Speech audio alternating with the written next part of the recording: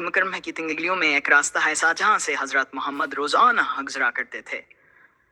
اسی راستے میں ایک گھر تھا جہاں ایک بوڑھی عورت رہتی تھی۔ اس عورت کے دل میں اسلام کے لیے سخت نفرت تھی، اسی لیے وہ روزانہ حضرت محمد کے راستے میں کچرا پھینک دیا کرتی تھی۔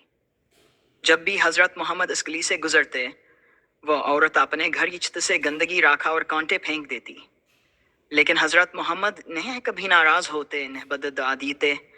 وہ خاموشی سے راست صاف کرتے اور آگے بڑھ جاتے۔ یہ سلسلہ ہر روز چلتا رہا۔ ایک دن ایسا ہوا کہ جب حضرت محمد اس گلی سے گزرے تو حیرت ہوئی کہ آج دن کچرا نہیں پھینکا گیا۔ اگلے دم بھی ہوا۔ حضرت محمد نے سوچا کہ جو عورت روز کچرا پھینکتی تھی آج انظر کیوں نہیں آ رہی۔ آپ کو فکر ہوئی۔ حضرت محمد اس عورت کے گھر پہنچے اور دروازہ کھٹکھٹایا۔ معلوم ہوا کہ وہ عورت شدید بیمار ہے۔ حضرت محمد اس کے پاس گئے، اس کی عیادت کی، اس کے لیے دعا کیا اور نرمی سے اس کا حال پوچھا۔ یہ سب دیکھ کر وہ عورت حیران رہ گئی۔ اس کی آنکھوں سے آنسو بہنے لگے اور اس نے کہا، میں آپ کو تکلیف دیتی رہی اور آپ میری عیادت کے لیے آ گئے۔ حضرت محمد نے نرمی سے فرمایا، اخلاق اور صبر ہی اصل طاقت ہیں۔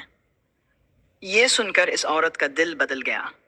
اس نے سچ کو پہچان لیا اور اسلام قبول کر لیا۔ اس نے کہا، جس دین میں اتنی محبت، صبر اور معافی ہو، وہ دین ضرور سچا ہے۔